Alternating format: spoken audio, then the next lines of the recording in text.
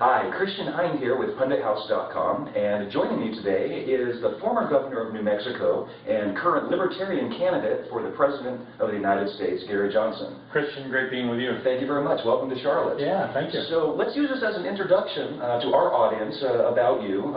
Mention that you were the governor of New Mexico, serving 2 terms.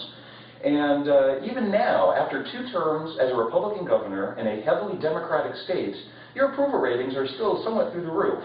How does that work? How does that work? What were some of the accomplishments that you had as governor that you attribute to your success amongst your people? Well, I think what I got known for is I may have vetoed more legislation than the other 49 governors in the country combined. I vetoed 750 pieces of legislation. I had thousands of line-item vetoes. I took line-item veto to a new art form. So it made a difference when it came to billions of dollars worth of spending, and it made a difference when it came to legislation that if I would have signed the legislation, in my opinion, it was just going to add time and money for you and I to have to comply with that legislation, as opposed to making you or I any safer, any more healthy. But I took that debate, I took that discussion on, and in a state that was 2-to-1 Democrat, and my saying no to government, you'd think that I would get ridden out on a rail, but the reality is that I got reelected, and I am looked on very favorably. And so what I think that says, what I think that speaks volumes to, is the fact that people really do appreciate good stewardship of tax dollars. That's very, very true. Now, I mentioned that you were the Republican governor of New Mexico, and it seems like not that long ago, you were actually a candidate for the Republican nomination this year for president. Describe to me the transition that has now led you to first seek and then win the Libertarian nomination. Were you a Libertarian in the Republican Party, or are you a Republican in the Libertarian Party? Well, I think that the message that I was delivering is really the same as Ron Paul's, and that what I'm saying is representative of the fastest growing segment of American politics today, the whole liberty movement. And I didn't see Ron Paul winning the nomination. By his own admission, he's not going to win the nomination. And so where does that message go? Well, I'd like to make the pitch that this is not a compromised vote for anybody that was supporting Ron Paul to vote for me. And I say vote for me because coming over to the Libertarian Party, I am on the ballot in all 50 states. We do have an issue with a couple of states, but we're thinking we're going to work those out. So really, there are only going to be 3 people on the ballot in all 50 states. And for me, I think I've been a Libertarian my entire life. Maybe I was the Libertarian governor of New Mexico for 8 years under the guise of being a Republican. But Libertarian, you know what? I think Libertarians have their finger on the pulse, and speaking with a broad brush, most people in this country are fiscally responsible and socially accepting. I'm in that category. I think most people in this country are. So from a philosophical standpoint, I think Libertarians hit it right on. And then serving in office. If I'm the President of the United States, as the Libertarian President of the United States, I'm going to come at Democrats hard from the left. I'm better than Obama when it comes to civil liberties. I crush Obama when it comes to dollars and cents. I crush Romney when it comes to civil liberties, and I do better than Romney when it comes to dollars and cents. And of course, I'm saying this, I think for anybody watching, to get online, Gary Johnson 2012, Google Gary Johnson. See if what I'm saying isn't true. See if what I'm saying, see if there's any question in your mind that I'm going to doggedly pursue what it is I'm talking about. And one of the things you are talking about is an issue that's very dear to my heart, and that is the fair tax. I do believe that our national tax code is nothing short of a national embarrassment. A lot of people still aren't very familiar with the fair tax. If you could give our audience a brief description about what you're supporting there. Well, so fair tax, and I would love everybody watching to get online, fairtax.org, and check it out. But the fair tax is a package. It's a consumption tax. And I like it because 90 congressmen and women have signed on to it. I like the fact that there are millions of followers to the fair tax. And it would be great if we could have a national debate and discussion over how to implement a consumption tax.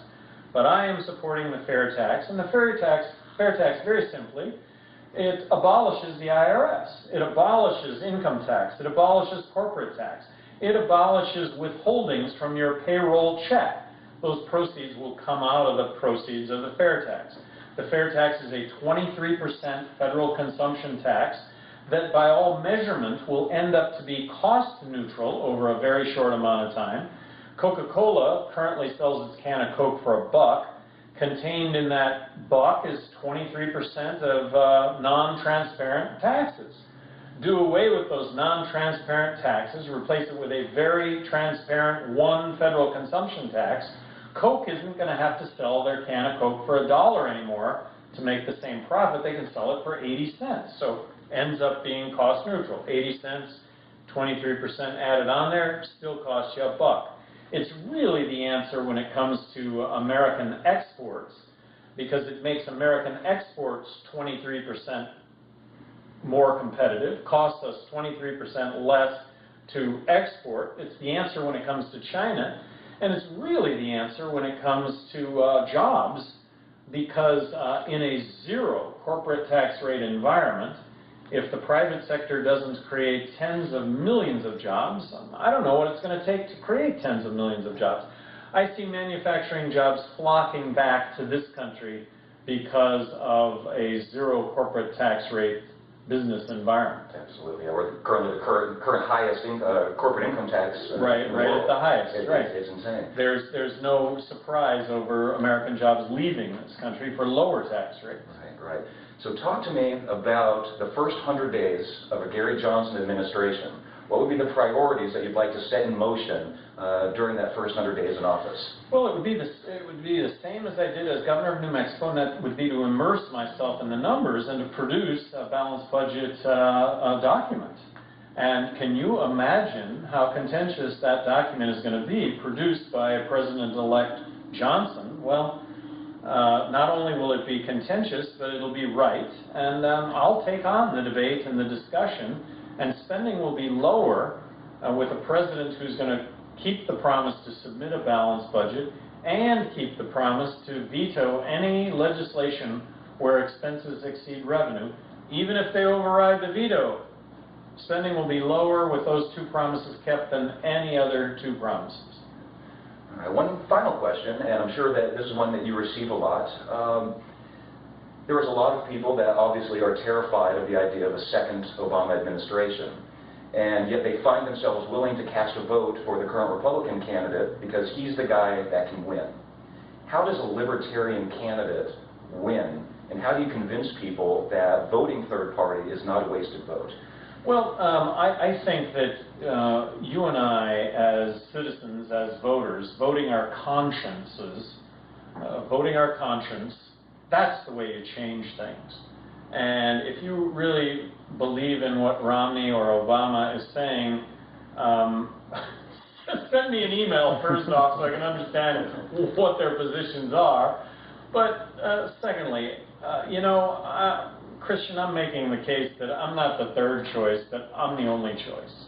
And that would be, look, let's end the wars. Let's get out of Afghanistan tomorrow. Let's bring the troops home. Let's bring about real marriage equality, believing that it's constitutionally guaranteed. Let's end the drug wars. Let's repeal the Patriot Act. I would have never signed the National Defense Authorization Act. Let's balance the federal budget. And let's throw out the entire federal tax system. Let's reboot the American economy. In all those areas, I am absolutely different than the other two, and we could go into a second tier of issues. We could start with immigration reform, meaningful immigration reform. It goes on and on and on. I don't think I'm the third choice. I think I'm the only choice. Very good. Well, Governor Johnson, thank you so much for your time today. Thank you very much for your brief introduction to your candidacy. Good luck to you, sir. Thank you.